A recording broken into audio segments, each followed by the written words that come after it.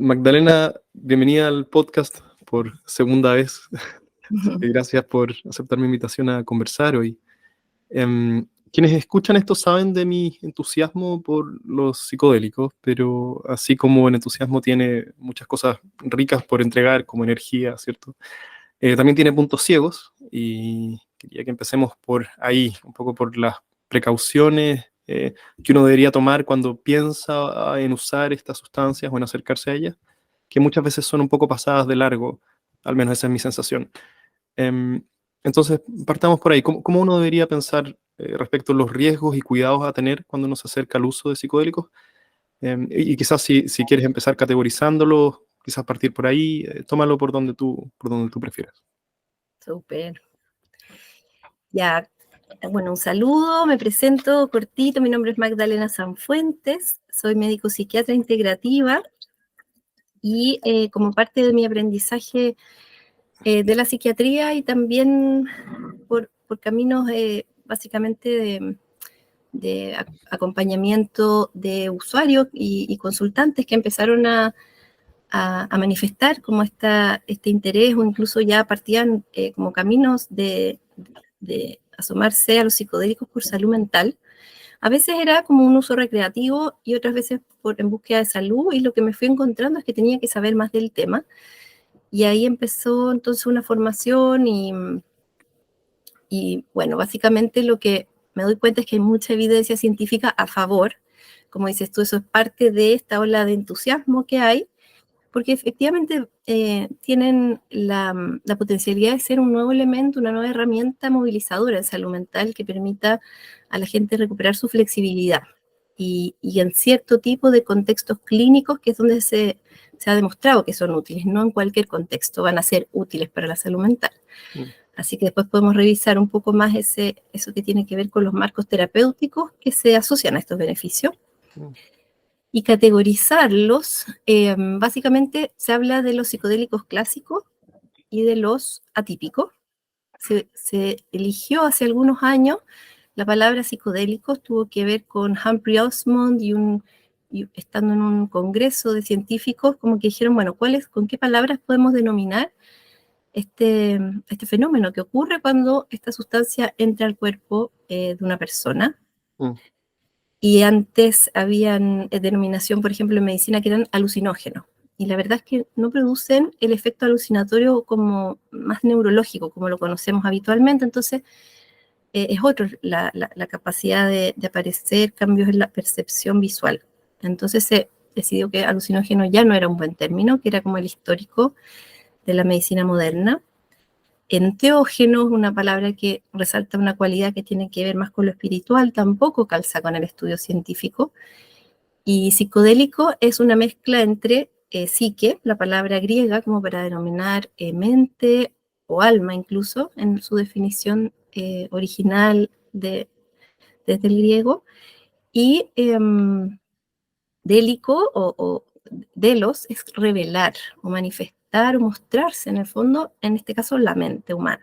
¿Por qué? Porque el proceso que ocurre es que podríamos después explicar desde muchas formas, más neuroquímico, más subjetiva, experiencial. Tiene como varias aristas y maneras de ser explicado o mirado lo que pasa, pero básicamente las personas se encuentran con procesos mentales propios que estaban ahí subyacentes y no los habían visto. No es parte de nuestro cotidiano el verlos, digamos, de nuestro estado de conciencia habitual. Y los clásicos que se han estudiado más son el LSD y la psilocibina. En la era desde el descubrimiento, en los años 50, 60, el LSD se estudiaba mucho con su potencial farmacológico. En el fondo lo producía Sandoz, que es una farmacéutica que todavía existe con otro nombre, y se envió muestras de este LSD a distintas partes del mundo para que en psiquiatría se decidiera si eran realmente compuestos psicotomiméticos, como que simulaban un poco el estado de la psicosis. Después también se decidió que no tenía que ver con eso lo que pasaba.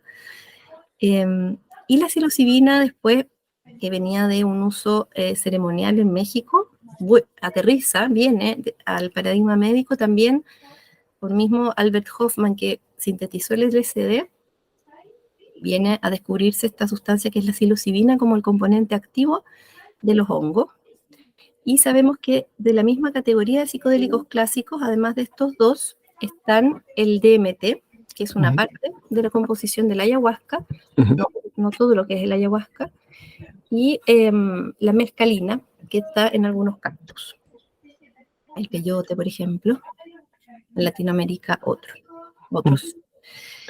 Entonces se definieron estos 4 psicodélicos clásicos y se ha encontrado que tiene sentido este grupo porque actúan en el receptor de serotonina 5-HT2A, o sea, el receptor 2A de serotonina, y eso les confiere una cualidad particular al movilizar sistema nervioso, tanto en ciertas características de la experiencia como en el mecanismo químico, muy similar, equivalente. Y los psicodélicos atípicos serían otras sustancias que también movilizan el estado de conciencia fuera de lo que es el habitual de estar despierto, que los más estudiados son la ketamina, que es un anestésico disociativo, actúa en otros receptores, y a la vez tiene una cualidad similar a lo psicodélico, pero no idéntica. Pero en el fondo se los considera ya dentro de este grupo de sustancias llamadas psicodélicos, y en este caso más atípico la ketamina y el MDMA. El MDMA se categoriza más bien como empatógeno, y es otro de los 2 que ha tenido grandes estudios en esta nueva era de estudios científicos a partir de los 90, que han sido sobre todo la psilocibina y el MDMA los más estudiados. Y el MDMA también actúa en otro receptor, pero tiene una cualidad que moviliza como el área de la empatía, por eso se le llama empatógeno, y eso permite, bueno, el tratamiento del estrés postraumático y otras cosas. ¿Qué hay del THC en altas dosis? ¿Es equivalente a una experiencia psicodélica? Mira, la verdad es que también está como englobado dentro de esta otra categoría de psicodélicos atípicos. Y hay grupos que lo trabajan como su potencial psicodélico, y incluso alguna investigadora científica contaba que ella por muchos años acompañaba cannabis como en el proceso de sacar de la adicción a las personas, porque tiene un potencial adictivo que los psicodélicos clásicos no tienen. Igual la ketamina como psicodélico atípico tiene un potencial adictivo, no tan alto, pero lo tiene, y no lo vemos en los contextos clínicos, pero sí en el uso recreativo. Entonces la cannabis tiene ese potencial adictivo, y aún así su capacidad de movilizar la neuroplasticidad del sistema nervioso central, se le está estudiando su beneficio terapéutico en dosis altas, como dices tú, medio puesta en el grupo de los psicodélicos, pero como bien periféricamente, porque es bastante distinto a lo que pasa con estos otros 4 clásicos que yo te mencioné. Mencionaste ahí riesgos adictivos que tienen el THC y la ketamina, parece que entiendo que es menor, pero que está presente, que los otros psicodélicos clásicos no tienen potencial adictivo y que tampoco son neurotóxicos. Pero alguien que me pasa a veces que hablo con gente que todas estas posibilidades despiertan su curiosidad, pero hay algún antecedente familiar de algún trastorno, ¿cierto? O en su propia historia, de algún episodio o algo que pasó que les hace trepidar y pensarlo 2, 3, 100 veces antes de lanzarse. ¿Qué antecedentes clínicos, personales o familiares son importantes tener en cuenta antes de dar el paso? Sí, súper importante eso, como hablando de los riesgos que tú me preguntabas al inicio. No es que sea 100% de las veces, ni tan frecuente que las personas hagan psicosis con los psicodélicos clásicos como el DMT, psilocibina, LSD o mescalina. Sin embargo, existe ese riesgo como del brote psicótico, que probablemente hay una vulnerabilidad que estaba de antes. Entonces quedan fuera de los estudios clínicos las personas con antecedentes de familiar de primer grado con psicosis, o que en su propia historia hayan tenido episodios maníacos o de psicosis. Eso es lo que queda afuera. Entonces todavía no tenemos la evidencia científica como para respaldar un uso clínico, digamos. ¿Servirá, no servirá? ¿Habrá riesgo? ¿Cuánto es el porcentaje de personas que hacen brotes? No lo sabemos, y por eso es un área que está súper cuidada y evitada por el momento. La recomendación a alguien que está en esa situación es entonces mejor prevenir que lamentar, ¿es algo así? Sí, esos son los lados no recomendables. Okay. Quedémonos un poquito más en el lado oscuro, después damos vuelta a la página. Hay otra situación muy común, que es no saber en quién confiar como sitter, como acompañante, ni de dónde conseguir estas sustancias, porque son ilegales y por lo tanto hay mucha incertidumbre sobre qué es lo que realmente estoy comprando. Y hay cada vez más gente ofreciendo tanto ser sitter como vender, ¿cierto? A mí me llegan DMs en Instagram ofreciéndome protocolos de microdosis de psilocibina y todo tipo de cosas. ¿Cómo alguien navega este espacio? ¿Cómo alguien es responsable aquí? No sé si hay algún consejo ahí útil por dar. Sí, depende mucho, o sea, por un lado hay muchos lugares que hablan de la información importante para que una persona reduzca riesgo o daños, reducción de daños, reducción de riesgo en el consumo de sustancias en general. Entonces hay plataformas, ponte tú, hay un psicofarmacólogo español que se llama Antón Gómez Escolar, que tiene un montón de información en Instagram, un libro, tiene su Instagram personal y otro que se llama La Drogopedia de Antón, y que para mí es un centro de harta referencia porque tiene la información desde la más de ciencias básicas hasta la cosa concreta, que si una persona va a ir a un festival y va a tomar la decisión que las personas tienen derecho como su autonomía en poder decidir consumir sustancias, incluso aunque sean ilegales, en Chile no es penalizado el consumo. Entonces, la persona al consumir lo que tiene que hacer es hacerlo de una manera muy responsable, que es tener toda esta información del origen, de la sustancia. En otros países hay cosas que no tenemos acá, que en los festivales hay estas organizaciones que además de acompañar los malos viajes que pueden ocurrir con cierta frecuencia en espacios de tanta estimulación, también testear la sustancia para ver si realmente lo que le vendieron es lo que dice que es, porque vienen muy adulteradas y mezclados. El otro día había un reporte de una mezcla que era, me parece que éxtasis con fentanilo, ponte una cosa súper peligrosa y adictivo el fentanilo. Entonces, bueno, era en otro país, pero bueno, en Chile y en América Latina también llegan drogas de diseño a veces adulteradas o son adulteradas en el camino. Entonces, bueno, hay que hacerse una asesoría en reducción de daños que puede ser guiada por estos sitios que van chequeando qué nuevas sustancias salen. En algunos países también tienen ese índice de cuán adulteradas están viniendo los reportes de las cosas que van testeando. Entonces, es como, miren, ojo que está apareciendo esta tendencia de que el éxtasis venga con esto, o que la ketamina en realidad no sea el 12B, o sea, perdón, el TUSI no sea 12B, sino que sea ketamina con tal cosa. Entonces, pueden enterarse cuáles son los perfiles de riesgo. La mayoría de los psiquiatras tenemos esa información y podemos como asesorar en reducción de riesgo, para que la persona no favorecer que consuma, pero si ya lo va a hacer, tal como lo haríamos con otras sustancias, quizás con un potencial per se neurotóxico, ahí también los asesoramos, digamos, una persona que consume ketamina, el perfil, o cocaína, el perfil de trabajo desde el abstencionismo, se sabe que no da muy buenos resultados. Las personas abandonan la consulta, hacen igual su uso como recreativo y no les va bien, versus a pesar de que uno no lo apruebe el consumo, tú puedes darle información que sea útil para esa persona, cuidar su integridad física y emocional. Buen dato. ¿Antón Gómez es el nombre? Antón Gómez Escolar. No lo conocía.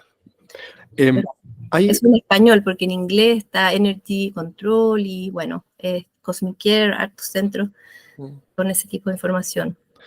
La otra vez que hablamos me comentaste de gente que se deshidrata en festivales después de tomar MDMA o éxtasis. ¿Eso es? ¿Podría describir eso un minutito? Sí, han habido casos. Bueno, de partida, el hecho de estar bailando con mucho calor, el MDMA tiene una cualidad que no tienen los psicodélicos clásicos, que es estimulante. Activa, es como un poco pariente de las anfetaminas, si tú quieres, de lo estimulante, activante del sistema nervioso central y por lo tanto del calor, de la frecuencia cardíaca. Entonces las personas, o por una dosis muy alta, pierden por transpiración mucho líquido, o bien no se hidratan, e incluso han habido festivales en que el agua es tan cara que las personas evitan tomar. Entonces terminan con deshidrataciones graves, les da hipertermia, puede eso llegar al coma e incluso como un desenlace fatal si es que la persona no tomó el resguardo y el espacio no estaba tampoco favoreciendo el que las personas se hidraten. Imagínate como el valor de 8.000 pesos de una botella de agua, es como bien perverso esa combinación cuando ha ocurrido. Sí, Y el otro extremo es que se sobrehidratan, es como ya, como la gente sabe que esto puede causar deshidratación, en otros casos es al día siguiente. En Europa pasaba también como después de ciertas fiestas, la gente no se pues, iba a la playa, hipertermia, calor, deshidratación, dormidos después de bailar toda la noche, también arriesgaban su vida por deshidratación. Y el otro extremo es sobrehidratarse.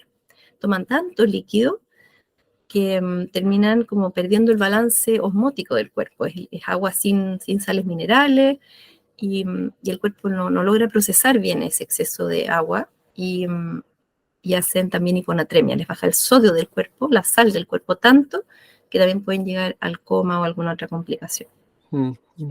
Hay algunas personas con que yo he conversado también súper entusiastas por este renacer psicodélico, que no reconocen ni siquiera la categoría de tal cosa como un mal viaje, ¿cierto? Que todo lo que se te presenta en una experiencia psicodélica es justo lo que tú tenías que enfrentar, porque ahí estaba la lección que tenías que sacar de tu viaje. ¿Qué piensas tú? ¿Existe tal cosa como un mal viaje o es siempre justo la experiencia que uno tenía que tener y de ser integrada, ¿cierto? Hay valor ahí por rescatar. Claro. Y quizás esto se puede separar en un festival, ¿cierto? Porque es fácil imaginarse un mal viaje si te perdiste de tus amigos y estés rodeado de desconocidos a pleno sol por horas, y de un contexto terapéutico donde estás acompañado y la experiencia es más cuidada. No sé si esa distinción es útil para pensar en malos viajes. Claro. Mira, lo primero que sabemos es que sí, tienen como esa doble, tienen como dos caras de la moneda. Las sustancias, sobre todo si pensamos como en los psicodélicos clásicos, tienen un perfil de riesgo físico muy bueno, sobre todo en contexto terapéutico, las posibilidades de que haya, lo que más puede pasar es como un poco de alza de presión arterial, siempre se regula bastante que las personas tengan como una estabilidad cardiovascular antes de entrar a un tratamiento en los estudios. Los psicodélicos atípicos, en este caso como el MDMA o la ketamina, físicamente tienen otros riesgos, pero el riesgo emocional, como de verse enfrentado a una experiencia emocionalmente muy sobrepasado, como que te sobrepasa, muy abrumadora, de mucha angustia, típicamente eso es como lo que se define como el mal viaje. Y lo que sabemos es que en los contextos clínicos en que las personas van para mejorar su salud, que tienen mucha confianza en el terapeuta que los va a acompañar porque ya hicieron sesiones de preparación, una preparación que además está basada en muchos años de trabajo antes de la época de la prohibición en Estados Unidos y durante también, y en Suiza, que nunca como que llegó a ser tan cerrada la puerta para los estudios clínicos, se siguió trabajando con estos psicodélicos clásicos y se llegó a configurar un marco terapéutico en que, si bien la persona en algunos casos va a enfrentarse a emociones muy difíciles, a miedo, angustia, ansiedad, hay un contenedor relacional y logístico que ayuda a que la persona va a estar ahí, va a poder sacar algo positivo de esa experiencia después. Y no solo, o sea, incluso ya saliendo del efecto de la sustancia, suelen las personas volver a sentir el alivio de, si es que, por ejemplo, tenían miedo durante la experiencia porque pensaban que estaban perdiendo la razón, que es un miedo muy natural que tenemos los seres humanos, como a perder, a volvernos locos. Cuando eso, la persona sabe que se puede exponer a esa idea y a ese miedo, y está acompañado, la persona le da confianza de que todo va a salir bien al final, termina pasando que la persona vuelve, se reconstruye la conciencia habitual después de que se va la sustancia del cuerpo, y la persona dice, ya, bueno, ¿qué saco de positivo de esta experiencia en que lo que se amplificó fue un miedo o una angustia? Y eso es lo que, como tú decías, algunas personas mencionan, como que un viaje desafiante se puede transformar en algo muy enriquecedor porque puede hablar de mecanismos de defensa o emociones muy profundas que la persona andaba acarreando en el día a día y que en ese momento se expresaron, o incluso como memorias traumáticas, se pudieron llorar, sentir, encontrar su espacio de catarsis, de liberación emocional, que es algo que naturalmente no hacemos, como ir a enfrentar las emociones, en general las evitamos, las emociones difíciles, las que nos incomodan. O sea que hay un espacio de reconexión con esas áreas que termina bien. Sin embargo, en estos otros contextos no controlados, no cuidados, o en algún espacio quizás que se, como dices tú, se promociona como terapéutico, pero no tiene realmente las condiciones adecuadas para cuidar, una persona podría sentirse que toda esa experiencia desafiante no fue bien resuelta y queda con síntomas de incomodidad, de ansiedad, como puesto, si tú quieres. En general es eso, es como quedar con la ansiedad, la angustia, la sensación de que algo no se resolvió bien, de que la experiencia no fue buena y que algo de eso lo acompaña después, en el fondo. Y eso sería el caso en que incluso puede llegar a ser como una experiencia que deje una nueva memoria de amenaza. O sea, el viaje en psicodélico fue en sí mismo una experiencia traumática porque no estaba en las condiciones adecuadas la persona.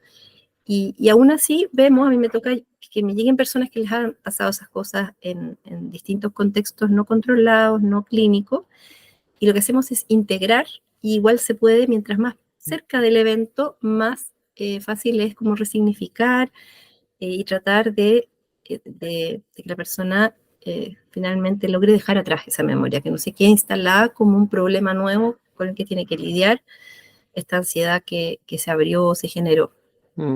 Interesante. Yo nunca he tomado ninguna de estas sustancias en un contexto clínico, pero tampoco siempre fue en la naturaleza o con amigos en algún lugar tranquilo. Pero las últimas veces que tomé algo, tuve la sensación muy desagradable de que cada gesto mental era un paso en una cuerda floja y que cualquier gesto que no fuese el correcto ¿cierto? Me iba a caer por el barranco al precipicio psicodélico, y esta desestructura que tú mencionaste ahí, este miedo, ¿cierto? Como al caos y a perder la razón. Eso, de hecho, eso resuena mucho con eso, como ese miedo a perder la razón que está ahí latente. Entonces, por lo tanto, mis últimas experiencias fueron de mucha tensión, de estar siempre como apretado. A pesar de que nunca me cayera, estaba ahí presente eso muy, muy amenazante. ¿Es común esto? ¿Es frecuente esa experiencia? Sí, pues común, es como parte de eso que yo te decía, que es nuestra tendencia natural a resistirnos a las emociones que son de este espectro como difícil o incómodo, que son las protectoras de la evolución, las que nos salvaban de los peligros en la prehistoria.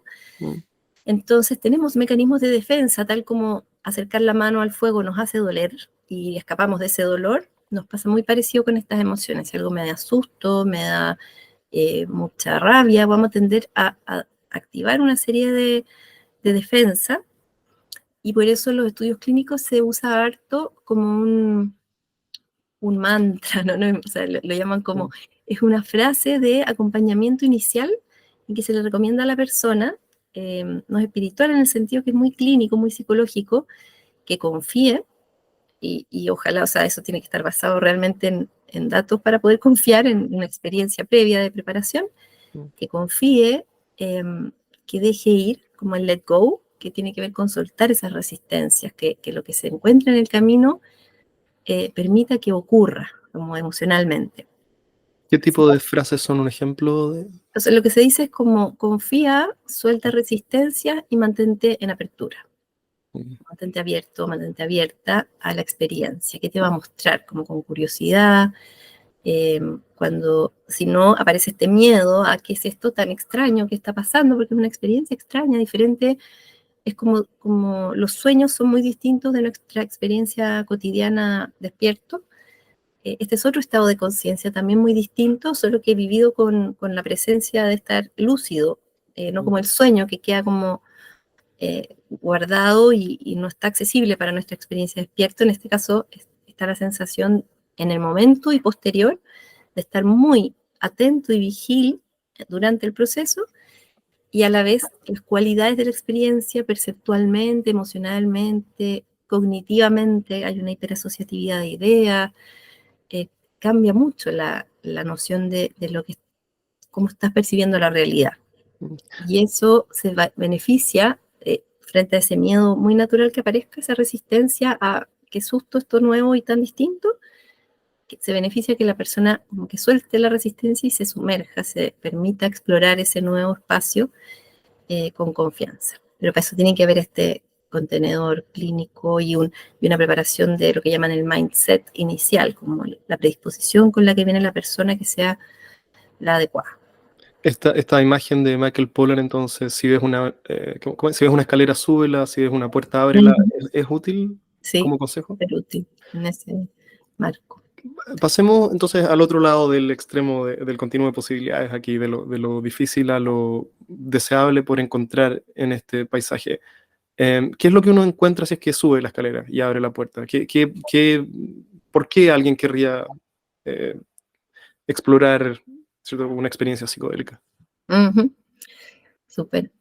Bueno, primero son esta imagen que tú das, para dejarlo como en evidencia, son puertas y ventanas como imaginarias o escaleras, no es que alguien vaya a moverse físicamente. De hecho, parte de lo que se resguarda es que la persona no vaya a tomar decisiones físicas que van desproporcionadas a lo que la realidad permite, digamos. Menos si es una ventana.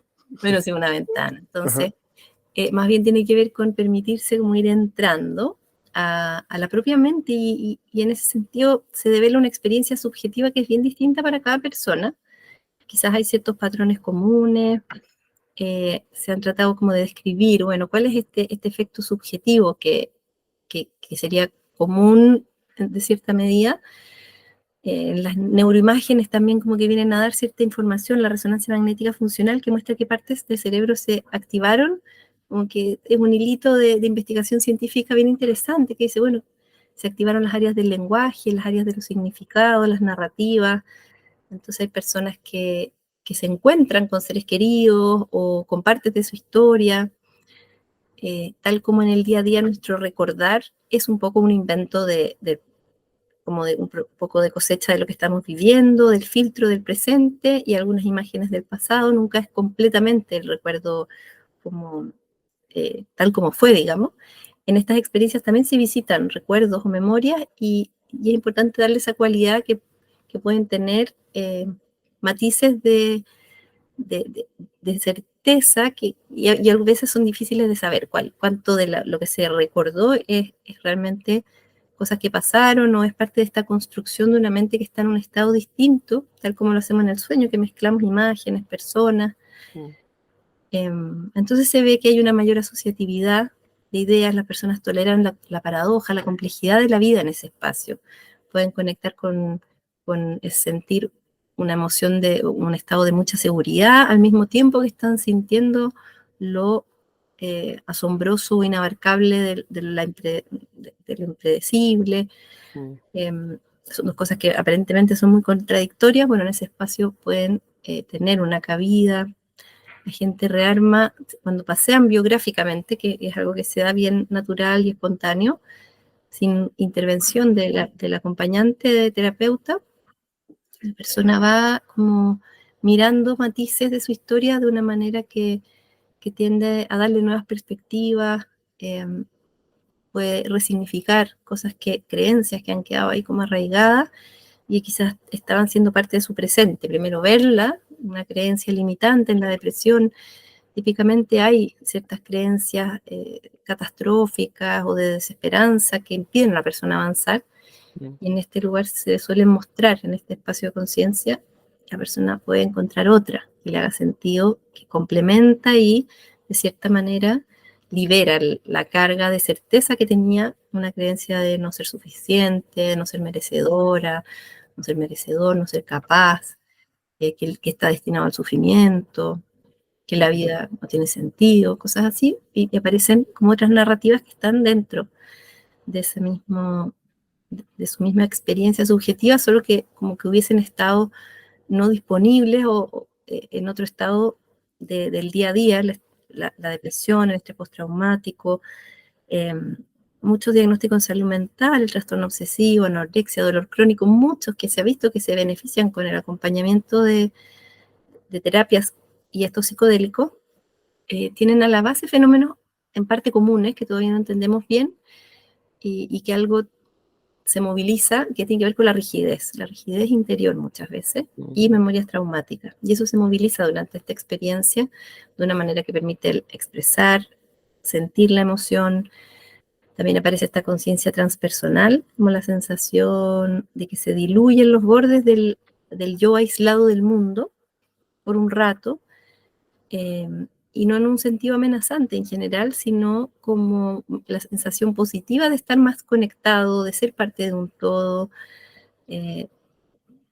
como que la vida molecularmente tuviera una continuidad física, energéticamente, tuviera una continuidad que nuestra conciencia habitual no percibe. Estamos más en la idea de la separación del mundo, que somos seres aislados y ya en los estados depresivos, ansiosos, más todavía eso se tiende a cristalizar, un sentirse muy aislado, separado del mundo, el mundo afuera como algo inanimado, y aquí pareciera cobrar como vida el entorno, la realidad, y ser la persona parte de ese todo. Esto último que describes, que habla como de experiencias que están en lo más, ¿cierto? En el lado más luminoso de nuestras posibilidades, entonces, sentir amor infinito, incondicional, ¿cierto? Como multidireccionado hacia todo, sentir una conexión con el universo y sentirse en casa, en tu cuerpo, bueno, todo lo demás.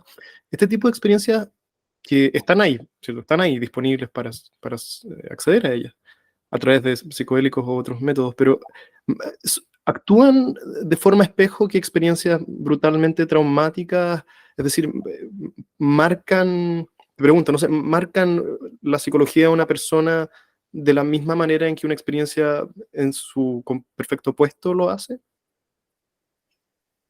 Tu pregunta es si es que la experiencia traumática deja como una huella equivalente a una experiencia positiva en general. Si la experiencia positiva, porque no sé si he escuchado a alguien hablar de esto, si una experiencia positiva como una inducida por el MDMA, donde uno finalmente, ¿cierto?, se acepta completamente y te tomas a ti mismo en tus brazos como si tuvieses a tus hijos recién nacidos, ¿cierto? Y hay esto que, para lo que nada más en tu historia le hace sombra, ¿cierto? Hay esta posibilidad de realmente ser amor. Si es que esa experiencia puntual también deja huella en quién uno es, así como, no sé, pues, vivir un atentado terrorista, por decir algo, o algo muy, muy difícil, también deja huella en nuestra psicología. Sí, de todas maneras te diría que ambos son como esos espacios de memorias de alta valencia o de alta cualidad en el registro, quedan como HD guardadas en nuestro registro. Se sabe no mucho la magnitud, digamos, como decir, no, esta queda un poco más grabada que esta otra. Sí hay algunas, o sea, lo que tenemos es el reporte fenomenológico de lo que las personas dicen que han vivido, que es en general que esta experiencia queda muy grabada cuando es positiva. Se han visto, bueno, una asociación de frente al estrés, las personas estrés crónico tienen una sobreactividad del sistema de serotonina, una sobredisponibilidad de receptores de serotonina que podría tener que ver en parte con que las memorias de amenaza en los periodos de estrés queden grabadas como a fuego, con una nitidez que dura en el tiempo, a diferencia de nuestra memoria como normal, que es una memoria que se desgasta, uno, como el color de la ropa en la lavadora, uno realmente trata de acordarse qué hizo el día 10 días antes o que almorzaste ayer, y a veces no está tan disponible esa memoria, incluso con una persona que anda en atención plena. Hay una memoria que tiende a no ocupar espacio ya cuando no es necesaria, pero las memorias de amenaza nos confirieron como una ventaja evolutiva probablemente, que era esto de que lo que es amenazante lo recuerdo sí o sí y con gran nitidez, sobre todo como la percepción emocional asociada, quizás más que los detalles en sí mismos, y son esas memorias que una y otra vez en la vida se nos presentan quizás frente a otros gatillantes, y es un modo de aprendizaje que tenemos y que en su expresión como más complicado, que genera más problemas, es el estrés postraumático, como esto de recordar posteriormente frente a un gatillante chico y que no tiene todo que ver, no es exactamente la situación traumática del pasado, y viene de nuevo toda la percepción de amenaza y emociones complejas que se vivieron en ese momento en que la persona vio amenazada su vida o la de un ser querido. Entonces, claro, tienen estas otras experiencias que también justo activan este sistema serotoninérgico. Entonces hay gente que está tratando de mirar ese paralelo neuroquímico de que se activa un sistema parecido al del estrés, pero en este caso son memorias emocionales con valencia agradable, de bienestar. Yo, por experiencia personal, Diría que sí. Tengo algunos momentos que sé que no se me van a olvidar bajo el efecto de estas sustancias. Por lo positivo, ¿cierto? Por el nivel de apertura como indescribible ahora. Ujú. Te quiero preguntar por el estado en Chile de los psicodélicos, no legalmente, pero sino más que nada por la percepción que tienen no el público ni pacientes, sino que tus colegas. ¿Cómo la psiquiatría, con qué ojos mira la psiquiatría en Chile a los psicodélicos?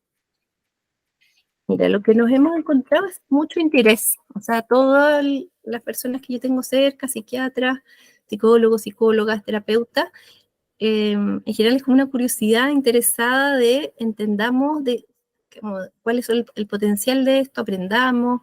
Algunos han tenido experiencia personal, otros no.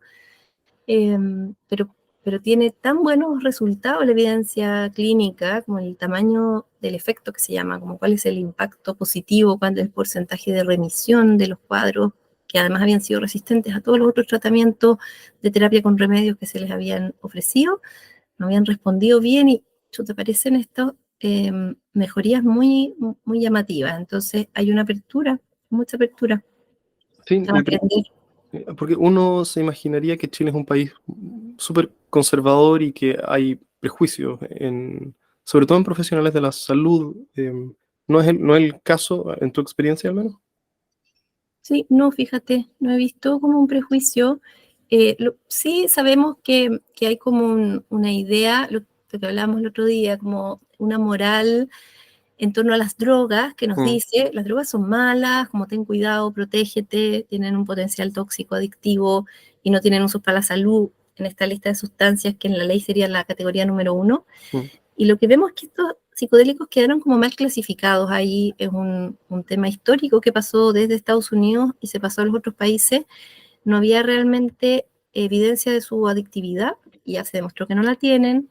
No había evidencia de su toxicidad, y se demostró ahora que esto es una neuroplasticidad, neurotropismo, o sea, todo lo contrario. Generan bienestar, como en términos de las neuronas, crecen más conexiones.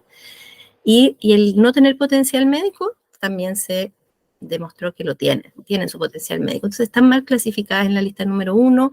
Muchos países ya están en ese proceso de sacarlas de ahí para que pasen a ser sustancias controladas de la lista 2, que puedan ser como utilizadas con motivos de salud. Entonces el prejuicio pasa más como por eso, como por lo moral, y que quizás la cafeína, el alcohol, el cigarro, otras sustancias que sí son adictivas, el mismo alcohol que produce como riesgos. Las personas no se preguntan como, uy, qué terrible, me voy a meter con este tema del alcohol si me tomo una copa hoy día y que quizás me va a producir como todos estos problemas, y que en realidad los tiene, o sea, es un poquito neurotóxico, es bien adictivo. Finalmente quedó fuera como de esta categoría de las drogas duras. Con los mismos remedios que dejamos en salud mental, hay algunos que son para dormir y que son adictivos, que en su uso a largo plazo desfavorecen la memoria, las benzodiazepinas que se llaman. Los usamos mucho y las personas tampoco se acercan a ellos con un prejuicio, a veces sí, y es un prejuicio sano, digamos, pero no es un prejuicio como de droga mala, que la persona va a terminar como en un callejón consumiendo escondida. Te fijas como ya, el doctor me da este remedio que tiene algunos problemas, eh, y los psicodélicos quedaron en ese lugar de prejuicio un poco históricamente, de la droga complicada y sin potencial de salud, pero se está fácilmente revirtiendo. Yo no he visto en Chile como que realmente la gente tenga ese prejuicio tan arraigado. Y bueno, cuando uno mira la distinción de legalidad, sobre todo con el alcohol, parece muy arbitrario, sobre todo cuando uno mira las estadísticas de violencia. No tengo fresca la estadística aquí, pero la, la presencia, el alcohol está presente en un porcentaje brutal de todos los actos violentos de nuestra sociedad: violencia doméstica, asaltos, asesinatos. O sea, es una cosa que uno se empieza a preguntar si estamos calibrando bien las decisiones respecto a nuestras drogas como sociedad. Si pudieses mirar 5 o 10 años en el futuro, ¿qué te gustaría ver en Chile sobre cómo entendemos, cómo los profesionales usan y cómo convivimos en general con los psicodélicos? Uh-huh. Sí, yo creo que lo que toca ahora es como una nueva era de mucha información, que las personas ya lo están buscando en todas las áreas de salud. como que ya no va a ser privativo de los profesionales de la salud el entender que lo que es la diabetes, que lo que es la alimentación sana, qué drogas, qué riesgos tienen, qué beneficios tienen. Va a ser, esa información va a estar cada vez más disponible y las personas ojalá puedan acceder y ese espacio va a ser de protección, si tú quieres, entendiendo que a veces incluso con la información, cuando hay vulnerabilidades psicosociales, las personas igual pueden tomar malas decisiones, como por ejemplo tomar alcohol en exceso para anestesiar un estado emocional que viene de su historia, de una vulnerabilidad quizá, y que también tiene que ver con variables como sociales de nuestro país, que siga existiendo cierta inequidad, o espacios de mucha inequidad, pobreza, van a seguir generándose traumas, las personas van a buscar alivio o anestesia de ciertas maneras que pueden no ser las que los conduzcan a recuperarse realmente. En ese sentido es importante que circule la información de que los psicodélicos por sí solos no son sanadores de salud mental. Me han llegado personas que buscaron sanar de algo y la manera en que se plantearon el contexto en que iban a consumir no fue el adecuado. Entonces no se genera ese beneficio en salud. Toda esa información para mí es un escenario que ojalá en 5 años lo tengamos muy disponible y que socialmente también seamos cada vez espacios de más protección de la salud mental para nuestros ciudadanos. Tengamos eso disponible también para que no haya un uso como inadecuado por otros fines, como lo que tú comentabas, como que el alcohol finalmente también refleja que hay personas que no están bien y toman por eso esas decisiones desde su inestabilidad emocional, vital.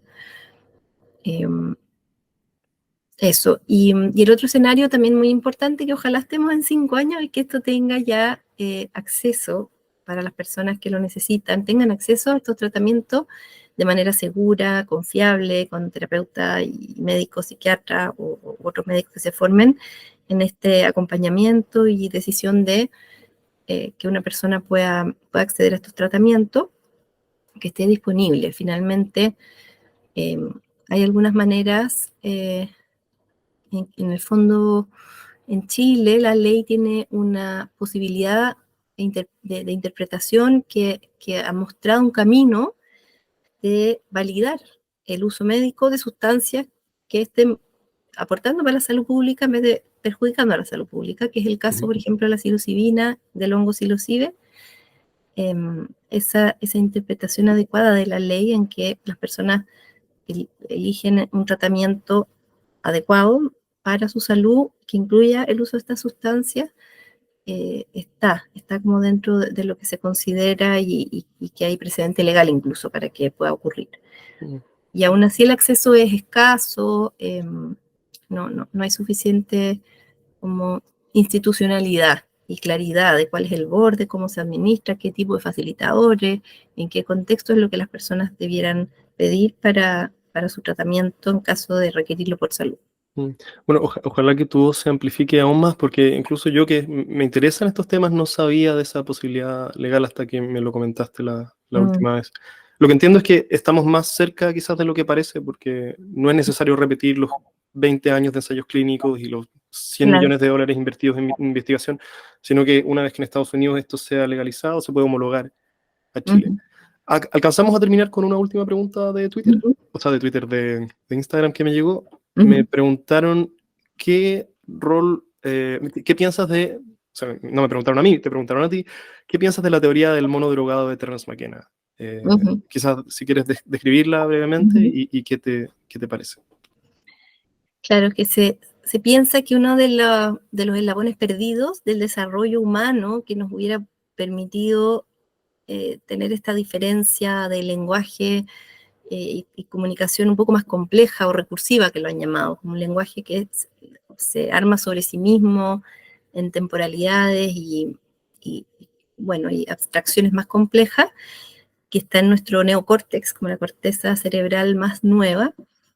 Esas áreas se hubieran visto favorecidas en su crecimiento y para que llegáramos a ser como los Homo sapiens sapiens y que hoy en día tenemos este gran neocórtex con la ingesta de hongos psilocibe o hongos con psilocibina, que hay otros hongos que no son del género psilocibes que también la pueden tener, y que eso hubiera generado que se seleccionaran evolutivamente ese grupo de homínidos que consumían estas sustancias y terminaban teniendo ciertas habilidades de adaptación extra dadas por este neocórtex, y calza con que justamente estos psicodélicos activan receptores serotoninérgicos, el 2A, que está principalmente presente en el neocórtex. Esa es como su área de movilidad, entonces, y de activación. Entonces tiene un sentido pensarlo, no hay certeza obviamente, pero es tal como otras teorías de qué es lo que nos hace particularmente humanos o qué es lo que determinó nuestros saltos evolutivos para llegar a ser quienes somos. Y te mencionaba otra teoría que tiene que ver con la compasión, como el ser cuidadores de nuestro grupo de ciertas maneras. La naturaleza, todos los seres vivos tienden a cuidar a su descendencia, pero en este caso como el acto altruista de detenerse porque alguien se quebró un tobillo y quedarse en un lugar siendo nómades, cambiar la rutina, exponiéndose a diferencias y necesitando establecerse estar más fijado en un lugar y hacer quizás desde ahí la era, pasar como a la era agrícola, hubiera tenido que ver con esta necesidad de cuidarnos entre nosotros, de ser compasivos y no ir dejando atrás al que se lesionó, digamos, al que falló en adaptarse. Pero esta otra también es muy interesante y para mi gusto muy plausible también, otra teoría. Bueno, Magdalena, mil gracias por el tiempo, por dos. Y nada, yo creo que esta es una de las revoluciones de la salud a nivel mundial que vamos a presenciar en nuestro tiempo de vida, así que celebro tu esfuerzo y tu atreverte también a hablar sobre esto en público, y que ojalá cada vez más gente llegue a ti y a tu mensaje. Voy a dejar tu link acá, tu Instagram. ¿Hay algún lugar más donde, si alguien quiere saber más de ti, te puede encontrar? No, la verdad es que no tengo mucho más, y el Instagram tampoco lo tengo muy activo, pero igual me sirve si alguien necesita contactarme y tengo algunos datos básicos de contacto o me escriben por ahí. Súper, bueno, ojalá que esta sea la definitiva. Así que gracias, Magdalena, de nuevo. Bueno, que estés muy bien. Si este contenido te resulta interesante, suscríbete a mi canal para recibir notificaciones cuando tenga nuevo contenido por compartir. Y si me quieres ayudar, todos los apoyos en difusión son agradecidos. Compartir en redes sociales, recomendaciones a tus amigos, todos me ayudan más de lo que te imaginarías. Gracias por tu tiempo y hasta la próxima.